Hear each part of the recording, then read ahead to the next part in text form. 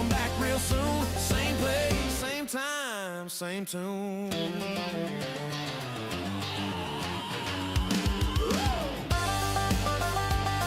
Brendan and the band out there in the garage. I love it. Cold out in the garage. It is. It's cold out there. From the booth to the field. You know, Every Saturday feeling your home. one thing I've learned is that all bands started in a garage. And you and I and Ron Higgins are old enough to remember all those great bands. And Nirvana became the poster child for what they call a garage band. But I guarantee you Ron knows some heavy metal bands. He probably may have been in one. Hey, take a picture with your cell phone of the QR code. We're broadcasting live on Twitter, Facebook, and YouTube. 8 channels live streaming. That is hard to do, but our EP does it every day. And check out these reels, guys.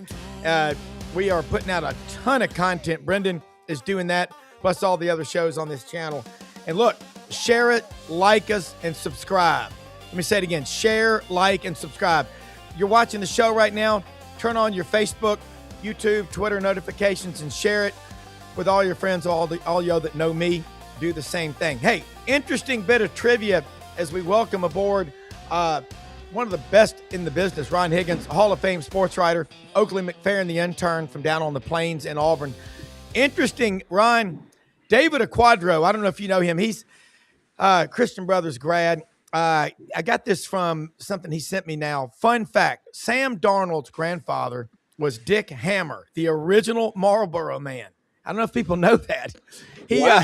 He played basketball at Southern Cal and won a gold medal on the volleyball team in the 1964 Olympics in Tokyo. So a little bit of trivia, and he got it from John Harden on Sports 56 WHBQ. He heard him saying that.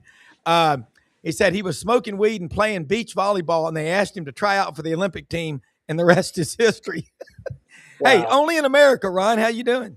I'm good, man. I love the garage band stuff because if you can see behind me, it's like that's my drum set. There you go. Yeah, I love it. Now, my wife was a snare drummer in the middle school band at Collierville Middle School, but that's about as far as her music career What went. kind of music you play? I play everything, man. I got everything back there. I got a complete set of Ludwigs, some congas, bongos. I got everything back there, man. Toms. Yeah, I got rototoms. I love those. Yeah. So yeah, I love everything. Cool. Regular Neil Peart over there, probably, huh? But not really. Okay, no. I can't come close to Neil Peart. Buddy Rich, and John Bonham. R.I.P. Neil Peart, by the way. Yeah. Yeah. I love the Foo Fighters old drummer who died. I can't remember the guy's name. I love him. Yeah. Guy played the hell out of it. And this guy on the internet, you've seen this long-haired dude. Yeah. That's just like, he is the quickest hands and most phenomenal drummer and feet I've ever seen in my entire life. But I don't think the guy could be in a band because he can't be contained. He doesn't. The secret of a good drummer of a band is like you give it a steady beat and you fill in places. This guy cannot help himself. He cannot be in a band because he's so damn fast and so good and he kind of overplays everything because he can. Yep. But it's fun to watch on video. Hey, was it Sturgill Simpson, before we get to sports now, but it all plays together, was Sturgill Simpson the guy that played 24 hours straight on YouTube? It was one of these guys, and whoever it was, I think they had done some meth or something, but 24 hours straight playing. I saw Sturgill Simpson last spring, Ryan, at the Landers Center, LandersFordMemphis.com, one of our sponsors, driving F-150. You won't get stuck in the snow and ice, but that concert, he played for about 3 hours. Most of these musicians are out there hour and 15, hour and a half. The Foo Fighters, Dave Grohl, his claim to fame, he drives a minivan. So let's get rolling. Taylor Hawkins, by the way, the drummer. Taylor Hawkins, yeah, hell of a drummer. He died. The Foos play about 3 hours when they play. They're really good. Oh, good. Yeah. When you go to a concert, you get your money's worth. That's we all remember. And then you got to contact Buzz for 2 or 3 days to recover from going to the Mid-South Coliseum. You'll never guess the last concert I saw about 2 weeks ago.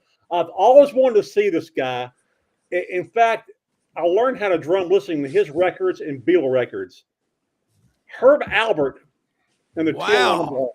90 years old. He played for 2 hours straight. Just killed it. Yeah. I love my parents when I was a kid had all the albums. Herb Yeah. Alpert and the Tijuana. I've still got them. And what was it that Don Rickles would come out to? The El Toro, the bullfighter. Dun, dun, dun, dun, dun. It was great. I love it. Ryan, let's talk about pressure. Oakley wants to get into sports management, the business side of sports, and he's at Auburn. And I'm like, get all the experience you can and meet everybody you can. What do they say? It's not the grades you make, it's the hands you shake. Ryan's one of the best in the business. I want to get your thoughts on what's going on. We're going to stay at 12 in the playoff. We're not going to 16 yet. The Big Ten wants to go to 24. I'm going to hand the ball off to you. We're in the red zone. Get us in the end zone.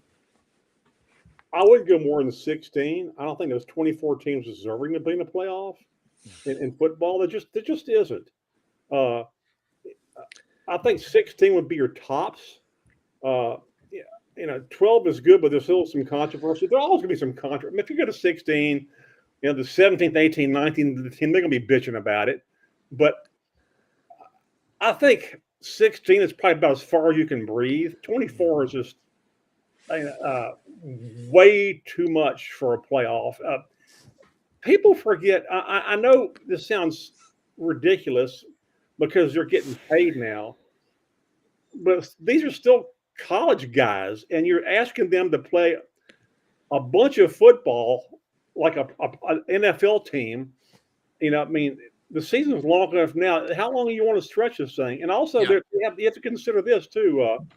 I think people forget this. The fans only have so much budget. Okay, you've got to figure out if your team's going to be in a playoff or whatever.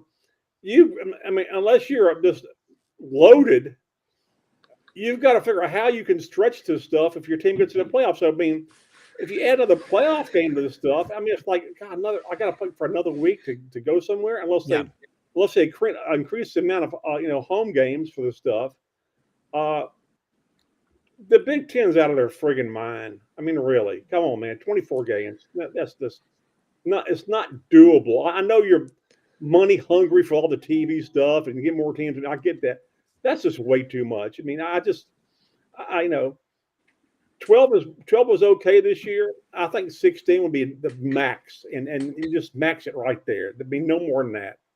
Too much. And Oakley, I would agree with Ron. Your thoughts on it? You like hot dogs, don't eat them every day because you'll get sick of them. Yeah, I think for entertainment purposes, 16 would be fun, but I really think there's 12 teams every year that could win a championship. I don't think there's a 3-loss team that you could say, oh, this team could win a championship, and certainly not 24 because, that's just ridiculous. That would ruin college football if a 4- and 5-loss team could make the college football playoff. It makes the games meaningless. Yeah. Oakley, as a student in college, a sophomore in business and finance on Auburn, you're going to have to take accounting. I'm sure you'll have to take a calculus class.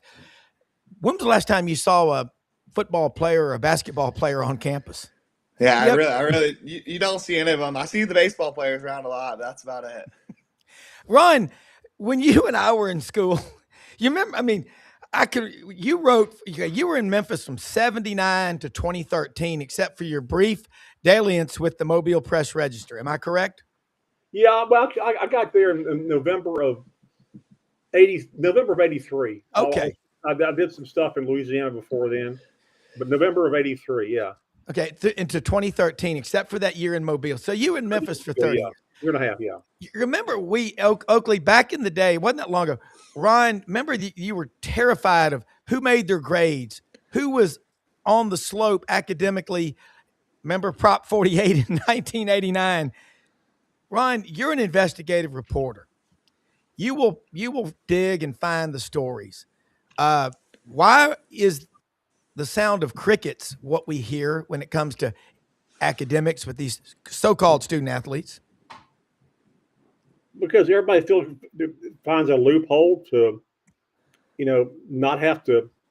A lot of these people, especially the graduate students, since they've already graduated, they take the bare minimum when they transfer, and then they try to do it online, so they don't have to see human life form. I mean, I know Joe Burrow was here. Probably, I don't think he ever, had a class in person. I think his class was football. Um, but I agree with Oakley. Honestly, the only people I've ever seen on campus in Baton Rouge probably are the baseball players and some of the gymnastics athletes and the spring sports athletes. I don't ever see uh, hardly. Obviously, there's some football athletes who actually do go to class, uh, but I see mostly baseball players, uh, and more than anybody else because they don't insulate themselves, and their coach doesn't allow them to insulate themselves. Yeah. Oh, Yeah, I mean, one of my buddies was telling me a story at Alabama. I'm not going to air the player out because I'm sure a bunch of players do this. But he walks into class every day, gives this girl $100 bill, I guess, to do all of his work, and then leaves. Well, yeah, I mean, back in the day, LSU had a quarterback.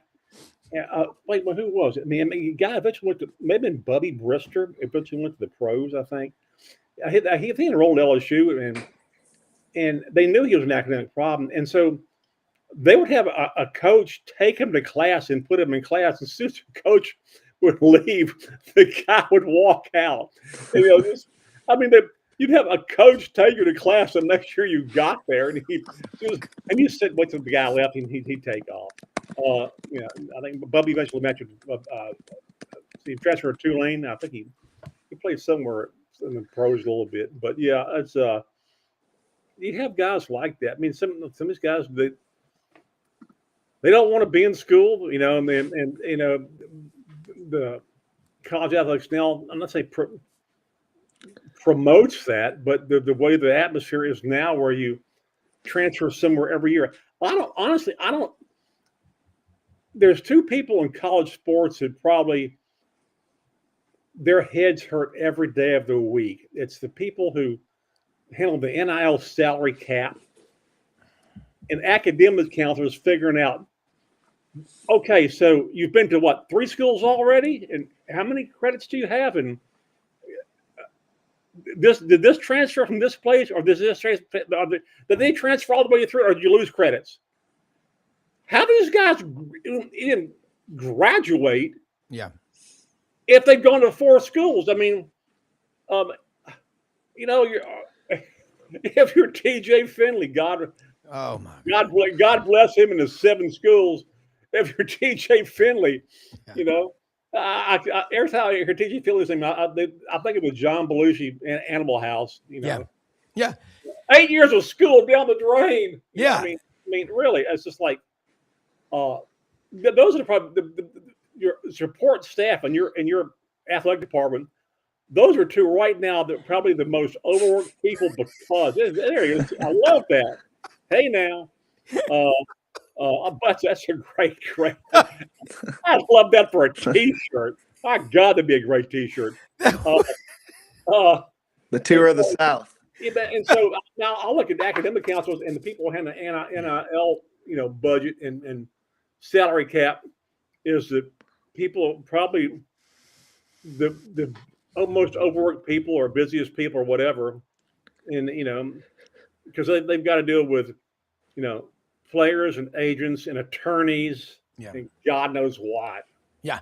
Well, I want to get your thoughts too, Ron, on Charles Bediako. He was greeted warmly with love and affection by the student section in Gainesville Sunday at that beatdown 100-77 by the Gators.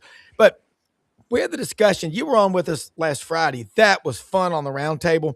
And Thursday, we talked with Gary Harris in Tuscaloosa, sports director, WVUA Channel 23. Oak, your dad probably knows him. You've watched him on TV.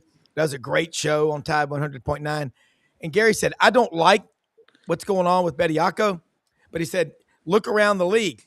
Auburn, he wasn't trying to single them out, but they've got a guy that played 3 years in Serbia or Croatia professional basketball. They come from overseas, and then they play in college here. So I think that was the opening, Ron. I want your thoughts on that. And then when are we going to have an NFL guy say, damn. I mean, Drew Bledsoe, after he got beat out by Tom Brady, I'm going back to Washington State or whatever. That's where we are. Yeah, I mean, for years you've had guys, play internationally. I mean, and they're brought up in like on club teams, Yeah. and some of them play in college. Some of them go straight to for instance, Pau Gasol, Marc Gasol. They were club teams in Spain. Yeah. A lot of international guys play, from the time they're 15 or 16 with professionally on club teams, and yeah, I mean they're allowed to play here. But I would. That's a great line question, because I think the difference is if you've already been enrolled in college here and played here, there you go, and then you get, then you're in the NBA and you're under NBA contract and you're in the G League or whatever. I think that's the difference. I mean,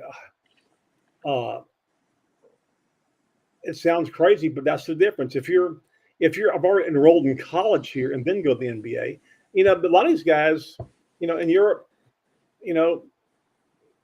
the club league, I mean, they go to school and play in the club league and club leagues at the same time, and they get an education. But the whole thing is, I just think the difference is if you enroll in college here and then you've already played in college here, then you go to the NBA and want to come back to college. That's a stretch, because as we know now, that all you got to do is get a lawyer and a favorable judge, and you get a ruling, and you're gonna you're eligible. I mean, that's how it's done now. I mean, because you challenge NCAA on anything, and they fold up when they hear a lawsuit. So, but like I was saying the other day on Dave Relations show, this is where the SEC should step in, and they don't do this. They always this BS excuse all the time. I mean, it happens with their drug policy. The league has no mandatory drug policy for everybody. It doesn't cover everybody. Every school has their own drug policy, so you can make it. I mean, one school could have one offense. Most schools have like 5 offenses before you suspend it or whatever. The SEC refuses to have a drug policy that covers standard that covers the whole league, because the line is from the commissioner's office is that we leave that to the school's discretion. Well, it shouldn't be that way, and it shouldn't be this way for something like this guy. I mean, they're bending the rules. They're getting a lot. I mean, and maybe the SEC doesn't want to be sued. Maybe that's why they don't do it either. But I just think you've got to have the buck's got to stop somewhere, and I mean, you need to stop in your own league. Stop in your own league. I mean, and a lot of times, something like that will happen, and the excuse is, well, that'll give another league a competitive advantage if they allow this. Yeah. Well, as far as I see, nobody else is doing it. I mean, there's not a lot of guys out there who played in the NBA coming back and getting in school.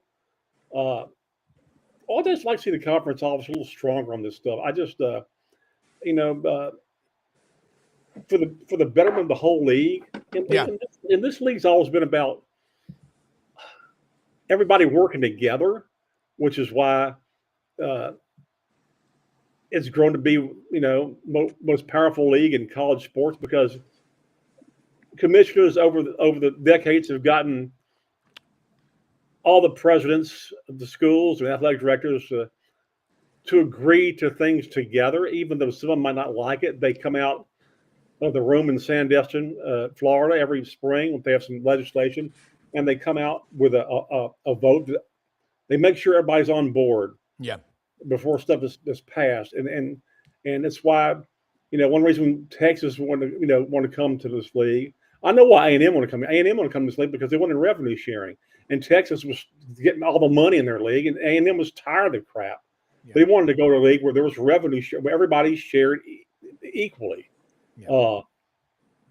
And I think that's what makes the SEC great. That's why the SEC is good in everything, because they have the biggest budgets, and it's not just from the NIL. Before that, in the SEC, everybody has a chance to win something in some sport.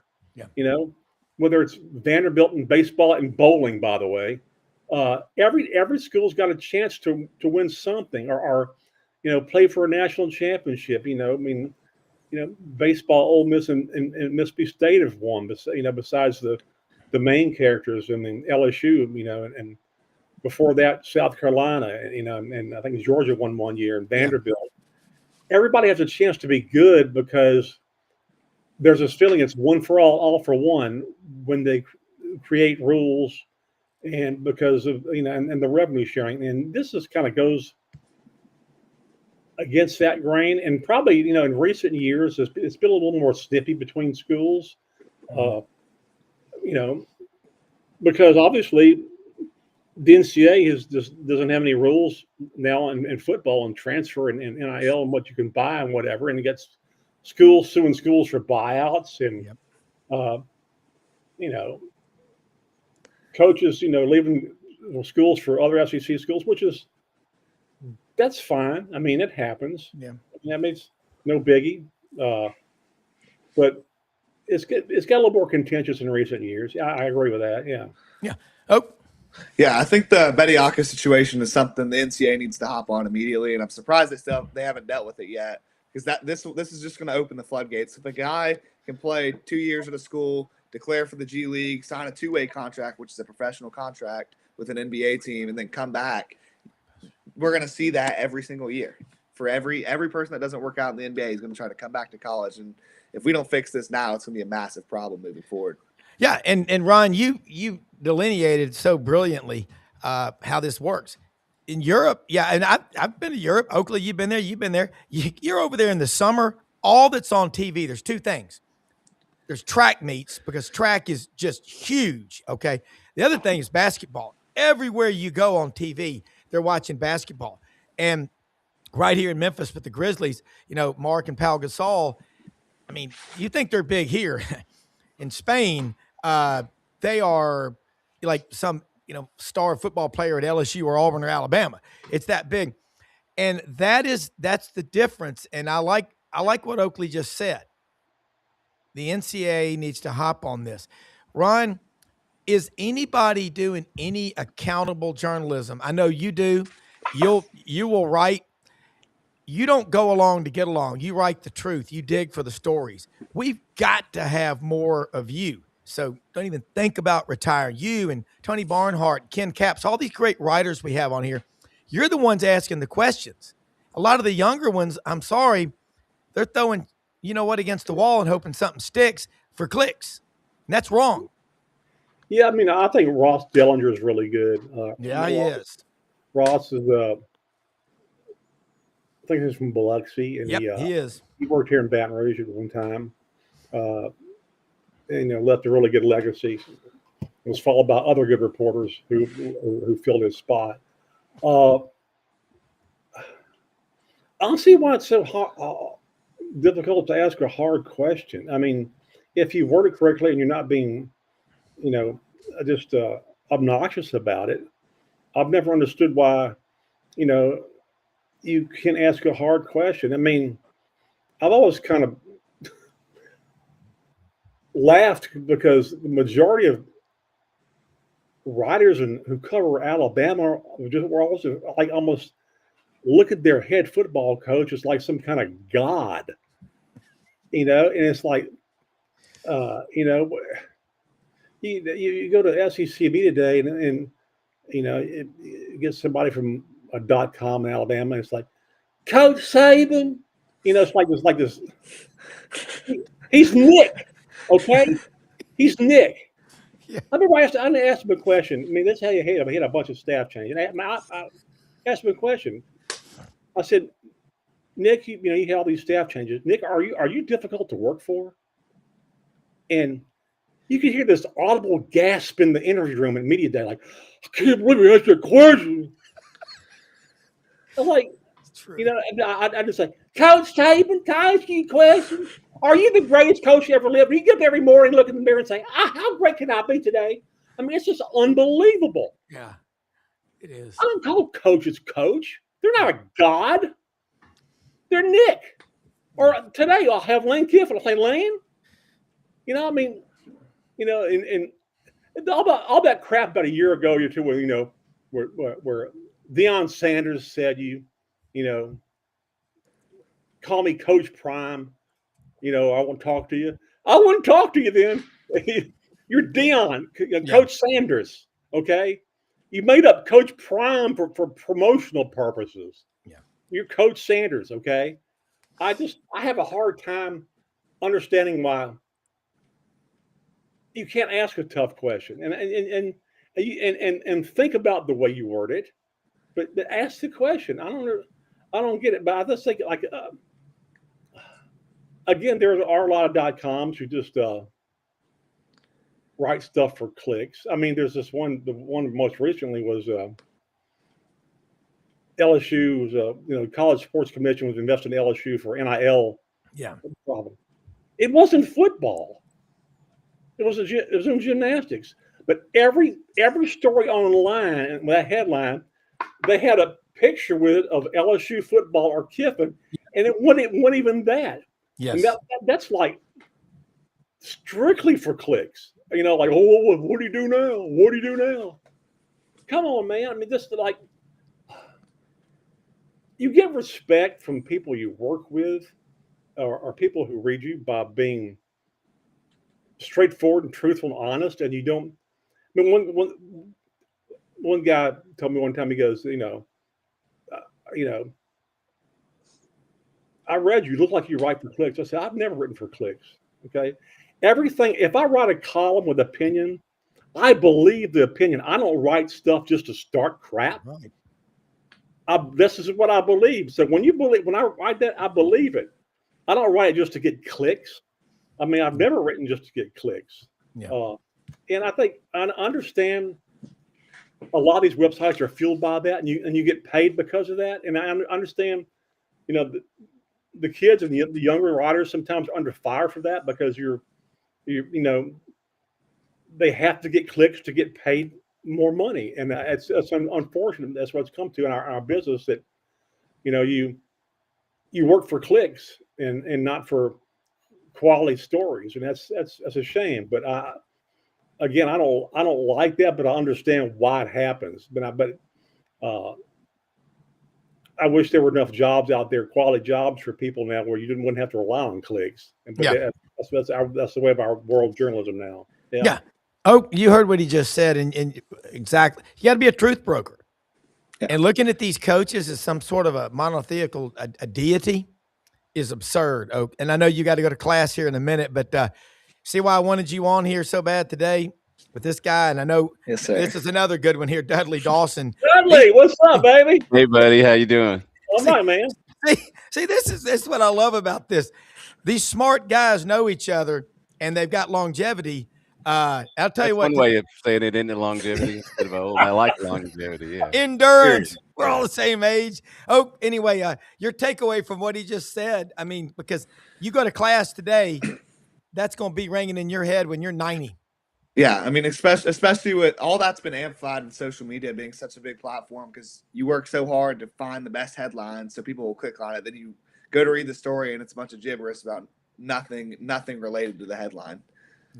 Yeah. Well, and it should be substance to it. I know back when I was in college writing for the Auburn Plainsman, Dudley and Oakley and Ron, the print media guys would be over here, and rest his soul, Philip Marshall, loved that man. You'd see those guys over there with Coach Dye. Then there was the radio guys. Then there was the TV guys. So I had sidelines when I was in college, my radio show once a week, and for the paper. So I was kind of in two groups. But the writers, I still to this day, they're the best guests you'll ever have because they think about what they're saying, because they've written it, Oakley. How do you learn when you take it from here, even though you already know it and you write it down? It's hard to learn online by looking at a screen, isn't it? Yes, sir. Yeah. And the main thing today also is people so much for the headlines start trying to twist words and twist things to people that they didn't say and just try to stir the pot. And I think that's one of the bigger problems we're dealing with now. Clickbait. Don't like it. I agree with it, man. Inside Arkansas, Dudley Dawson, Ron Higgins, Shreveport Bossier, in Baton Rouge covering LSU, the SEC, and all of college and pro sports. Great panel discussion in here. And Hey, Ron, interesting offseason, huh? yeah, Nothing going on really. Just Same up here, man. same old We thing. had the longest coaching search ever. You got a little midget Napoleon governor who thinks he can run everything, and gets a really good athletic director fired who's really, really good. And yeah, other than that, nothing else. We got Lane today for the first time since his opening press conference today, so that'll be fun. I would say, Lane, if you add up all the money you spent, can you give me a figure? Can you give me a round number? Maybe 40 million? Lane, has anybody ever told you no for money so far? That's what I want to know. Can you tell me that? Keith Carter. Yeah, but just for a second, I don't want to get off that. We lost Philip Marshall this week. yeah. There are some guys in this league who are absolutely just all-time great characters and writers. Yeah. And Philip was one of them. I used to call him Philippe. He overcame a lot of health problems, a lot of stuff in his career. Yep. But man, he was a good writer. And we lost some really good ones. And of course, Dudley will know this. It's just not the same world without Bob Holt in it. Yeah. Just And really and Nate Allen as well. We lost him. Yeah, Nate as well. But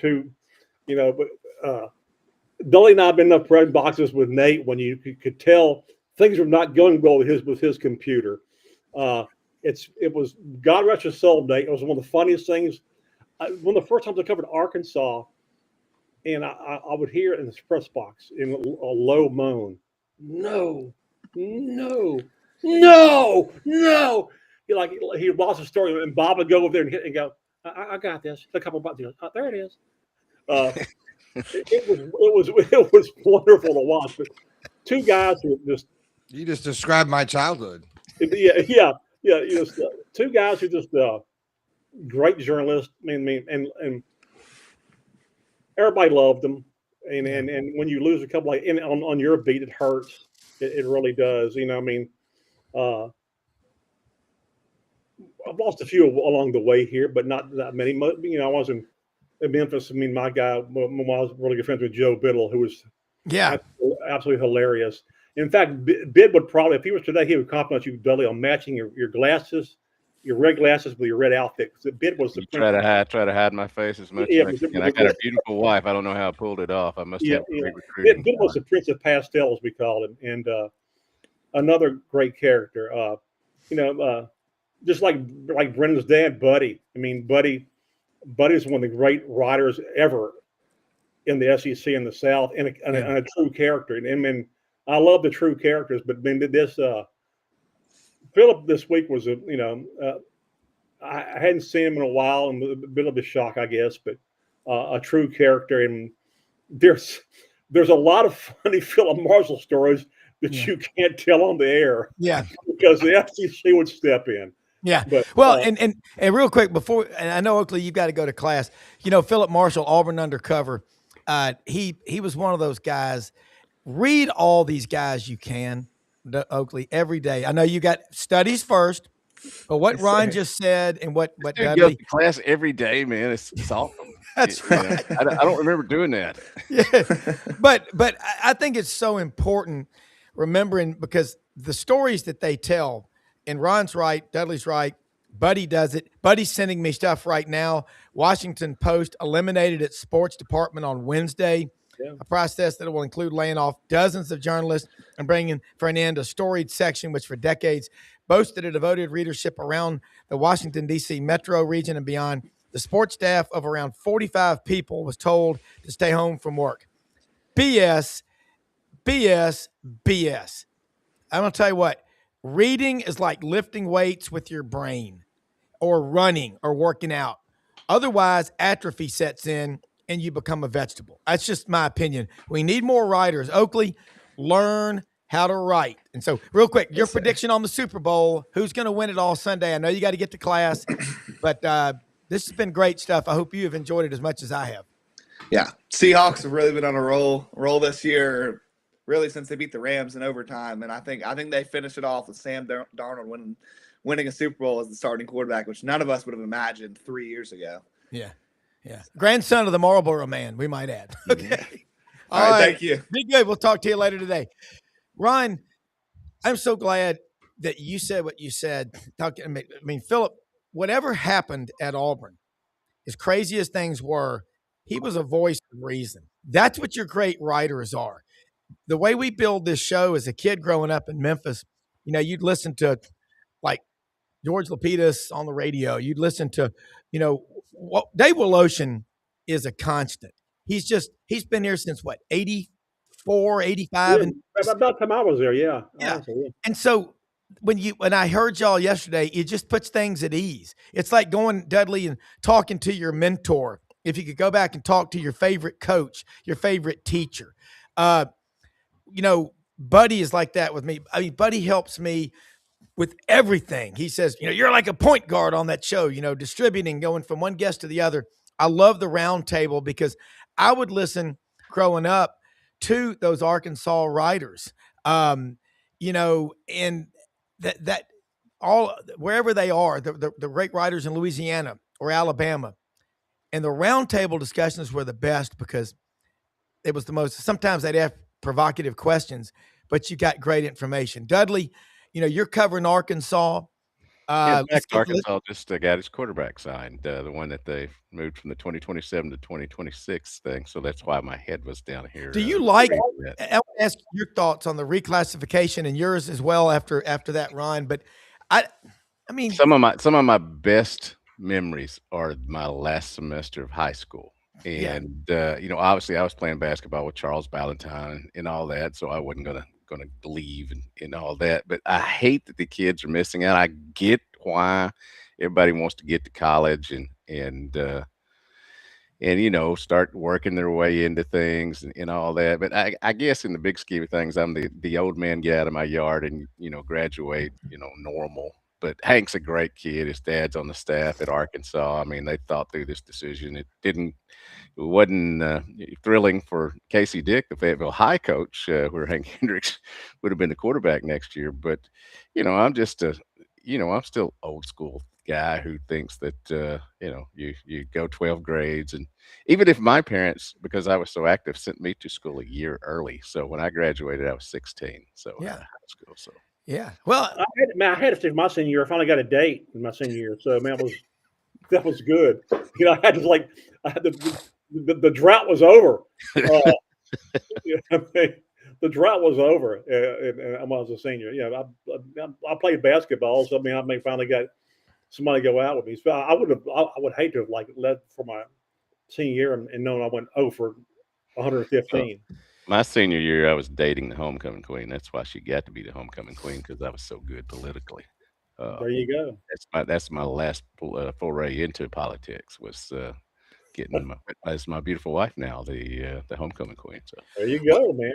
And we think about this, and I like Indian Pass Pirate, Miss George Lapidus, the writers, Mike Fleming, Bobby Hall, Ron, and then you think of all the great writers in Arkansas, Wally Hall, there's so many that we remember. Henry, Clay Henry. Honestly, Dudley, you might be the last of the breed. I know I feel that way, but you ever go in a press box down there, look around and go, who are these people? Yeah. It's up here, it's really me and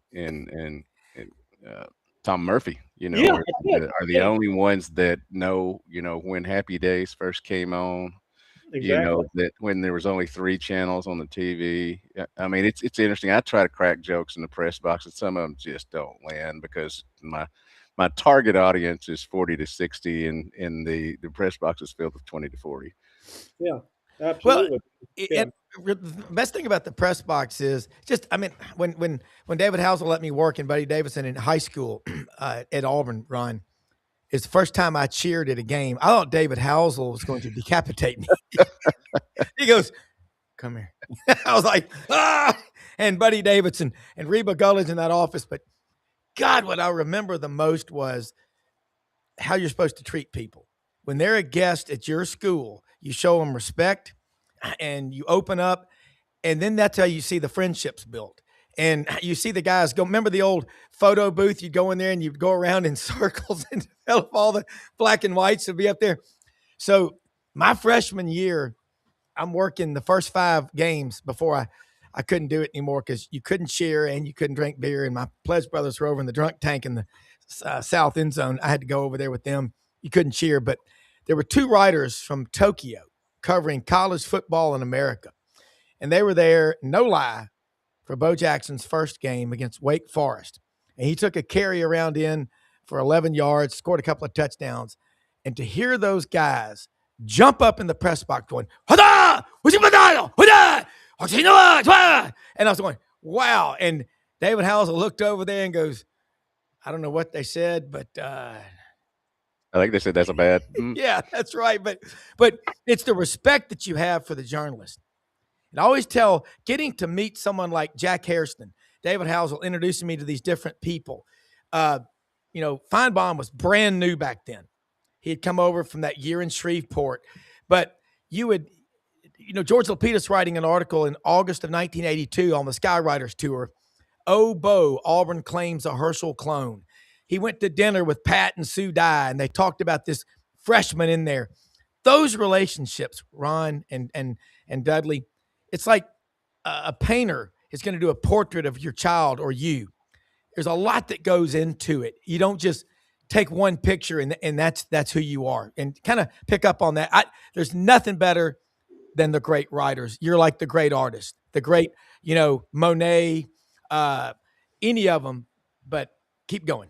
I'm fired up about this. I wish it was that way now. I don't think it's that way now. I think it's corporate. It's insulated. Every interview is done in front of a background with a corporate sponsor on it. Yeah. You rarely get a guy to stand with a group around him without an SID assistant telling you after 3 questions, after you've driven across town and crosstown traffic, and basically they selected the players for you, and you taught and 5 minutes into the interview, after like 4 or 5 questions, you have an SID person like, 2 more questions. I look at him like, they have to go somewhere? 2 more questions? I mean, they've been there 5 minutes. Can they take like 5 more minutes maybe? I find SIDs now the most unhelpful people in America, honestly. There are very few of them worth a damn left. Yeah. Most of them, their job is to protect their brand. And I'm using, it's crappy. Most SIDs in this league are crappy now because they don't want to help you. Except let's put this. Most of it's football. Most basketball and baseball people are helpful because, baseball is the easiest sport to work with in this league all time. Easy. The SIDs are usually really good. Their players are intelligent. They're available. The head coach is good. They care about you being there. I mean, and same thing with women's basketball. They care about you being there, and you have good access. Football's become so insulated, and the SIDs have become so friggin' bad at almost every school. It's hard for me. I'm on the press box committee of the Football Writers Association, where we have to pick you wore the best schools, the SID operations for football seasons. It's hard for me to nominate an SEC school, honest to God, because all you hear is no, or you try to go through proper channels to set the interview, and you never get an answer on it. And then you might, and now, honest to God, you have, brother-in-law deals where guys get paid by, .coms, and then they won't speak to anybody else. It's crappy. Honest to God. I mean, I wish it was. I mean, this is like not an old man complaining. You're not. But it's what it's become, and I do miss talking to coaches, in a group, like come off a practice field, and a coach would talk to everybody for 10 minutes, and then everybody would kind of put their recorders away, and then he talked for 10 more minutes. This BSing, and he might say something about a player that's off the record, and he would trust you wouldn't write it, because and maybe 2 weeks later you do this sort of the guy, and you go back to, hey, you said this about this off the record. What can I use on the record about this guy that give me insight? Yeah. You don't have that anymore, because I understand why coaches feel this way, because if they're in front of 5 people and talking to them, he may know 3 of them, and he trusts them. He knows they're not, he knows that these are professional people. The other 2, as soon as they walk away, they're tweeting something about what he said. And so he can't risk the fact that he doesn't really know everybody. And I miss that about having to trust a professional working relationship with a coach, where you can treat each other as human beings and talk out problems, or talk. I miss that. You don't get that anymore, because they're so insulated by their SIDs, and a lot of these coaches don't want to be insulated. They'd like to talk, but you can't get them. This is a true story. When I was president of the United States Football Writer Association, I met with the SEC coaches at the spring meeting. They called me in there, and it's supposed to be a 15-minute discussion. This is the first time any writer has ever been on a football coaches meeting and a SEC spring business meeting. And it stretched from like 10 minutes to like almost an hour. And it was obvious they had no clue how we did our job. But because, I think it was Mark Rick said, maybe Mark Rick said, he goes, I don't understand. He goes, a lot of times y'all write a story and it's not even news, but it's like it gets written. He goes, why is that? I said, I'll tell you why. And Dudley, you'll like this. I said, because usually you have to write something every day. And so say we had a player interview set up. Okay. But the SID tells us,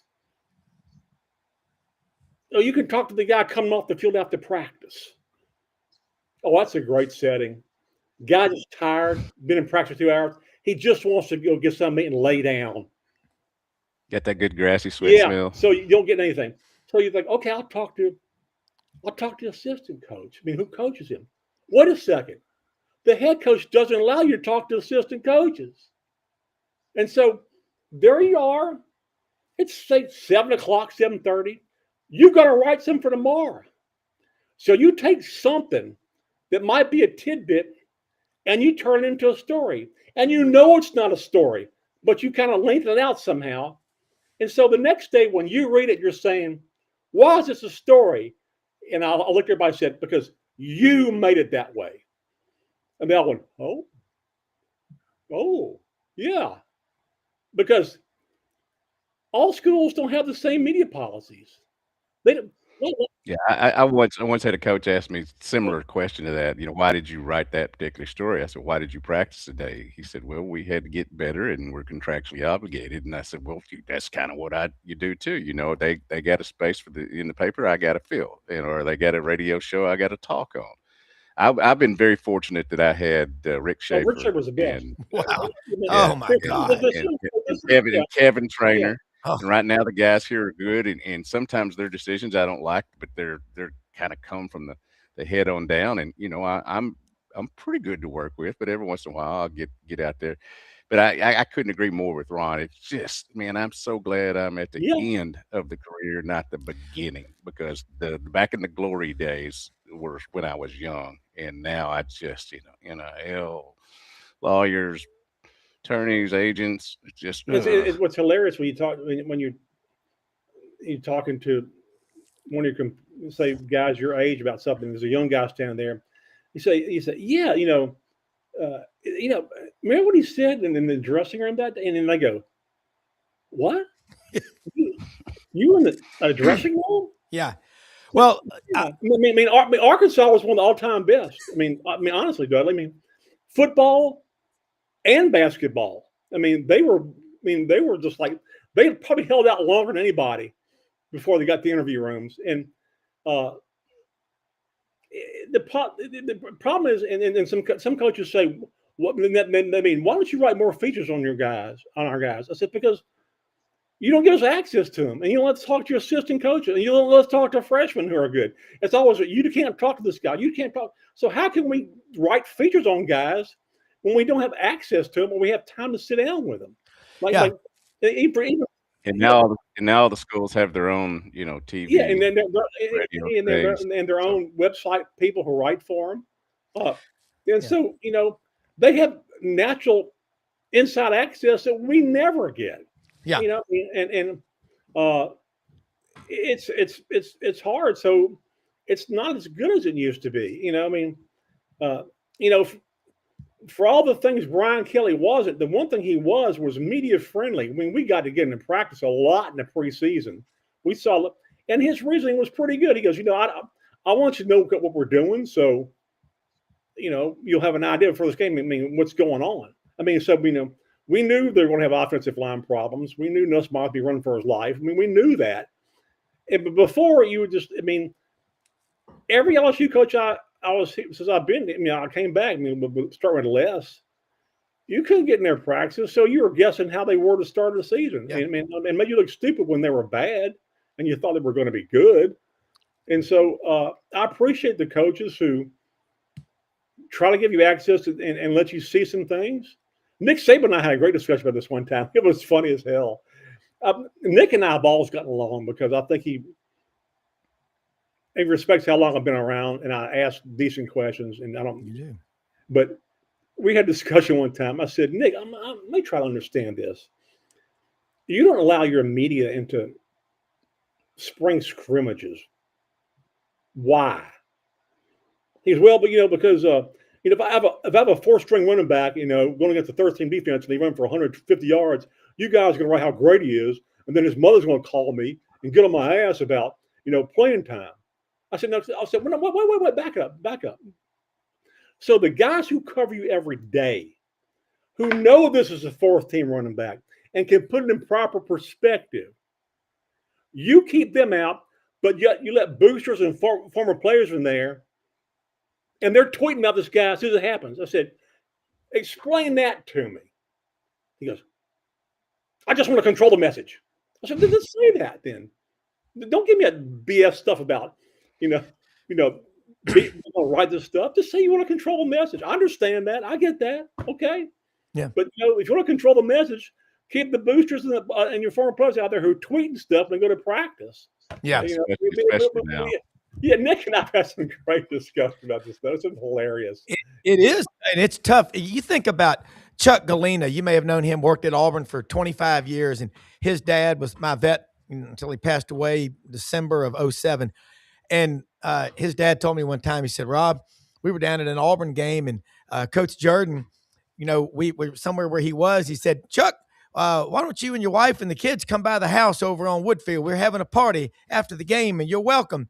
And he's like, really? And he goes, we went over there, and Coach Jordan answered the door and made us drinks. He goes, can you imagine that happening today? And you think about when Alabama was up here playing UCLA, they were at the Waterworks where they would practice for the Liberty Bowl. Ron, over there by the University of Memphis. Yeah. Two of my friends, Rob Ruffin and Clay Templeton, snuck out on the practice field. Coach Bryant, they had a tower for him up there, and security guard went over there and grabbed him. And Coach, this is a true story. Coach Bryant was like, hold on, came down from the tower, went over, put his arms around them, shook their hands, took photos with them, signed their footballs and autographed their shirts. And I heard about it at Grace St. Luke's Middle School the next day because I'm an Auburn guy every day. But that kind of stuff, you don't forget. Jackie Sherrill talking about the daily routine of Coach Bryant. He would sneak off and go to Archibald's Barbecue or Dreamland before it was a household name. He did not grow up with opulence. He grew up in Morrow Bottoms, Fordyce, Arkansas. Hard times, one of 12 kids. Those stories that y'all write about as writers, don't ever stop doing it. Always be you. I hate it when people say, I'm getting to the end of the, please don't retire, because you're the only ones that are, I'm not saying the young guys, because I got kids that age and so do y'all, but it's frustrating when people, stop doing what they do. You questioning Nick Saban, and you mentioned Kevin Trainor. What a good guy. He's at SEC Media Days. Y'all know who I'm talking. He's like the guy at the restaurant, 2, 4, or like at Mass at St. Louis, they 2 seats, 4 seats, come up here. He is just a good person. And you better treat people right, Dudley and Ron. Y'all know that. Y'all are 2 of the best. Vince is out today at Knoxville, who covers Tennessee for us. He's actually getting to meet with some basketball coaches and players today. It's like, hey, you got to take it when you can. But I got to say, for both of y'all, man, this is one of the best shows. Just hearing this, today's redneck word is mayonnaise. Mayonnaise, a lot of great stories out there, to borrow that from Jeff Foxworthy. Give credit to. I did not come up with that. But Like Jethro Bodine said it first, though. Okay. Jethro. How old was he? There's a man who knows his Beverly Hillbillies there. Yeah. Was Jethro reclassified as a 6th grader? 6th grade? Yeah. I got this for you. My mother worked in Baton Rouge with Ellie Mae. Oh, wow. At a department store. Yeah, together when they were kids. Donna Douglas. Yeah. Yeah. Man. Yeah. There you go. Childhood Dash baby. Riprock tried to date her always, Yep. And Rip Torn. Hey, guys, I got to say thank y'all both so much. First off, Ron, let them know how they can follow you, and Dudley, do the same thing. And we'll do it again here next week. This is awesome stuff. ShreveportBullersJournal.com, theronhiggins.org, Twitter at Ron Higg, and on Instagram, SEC Ron. Thank you. Dudley? Hogville.net, InsideArkansas.com. Let's see what else. FearlessFriday.com. Tweets at Dead Sports, DED Sports, and anybody else that'll pay me. All right. Hey, both of y'all keep doing what you do. Got a wedding to take care of this summer. Got a grandkid now, so anybody that'll pay me. I'm not stopping yet, but I can see the finish line, but I'm not coming around the last turn yet. So. Yeah, good. Both of y'all keep going, man. Thank you so much, man. Hey, let me say something real quick. Sponsors, man, make this possible. Landers Ford, Memphis.com. Poplar and Houston Levy open every day of the week except Sunday. Brad Bellamy's the general manager. Ask for Brad. Keep it simple. Maintenance, car repairs, they got all of it covered for you. Also a new location, Mount Moriah and I-240, the iconic old Dobbs Ford location. So remember, also right down the street from Hewlett & Dunn Boot and Clothing Company on the historic square in Collierville, Tennessee, and hempforpros.com. If you got aches, you got pains, you got trouble sleeping, these gummies work. Use code Friday 2025 at checkout, 25% off. Okay. The energy gummies, the chill gummies, the sleep gummies, and also the pain topicals, gels, and roll-ons. And the Hewlett & Dunn, look, all the men's and women's boots, Barber, Filson, cowboy hats, they got you covered from A to Z. And mytownroofing.com, folks, get your roof checked before it caves in. And remember, if you got to have your roof looked at, they'll come do it. Major Fusel, Corey Carter, Chris Fiedler, great people. Hey, both y'all think it's the face of Christ and the least among us. Everybody, thanks for watching. Share, like, and subscribe. For EP Brendan Martin, I'm Rob Brown. Have a great day, everybody.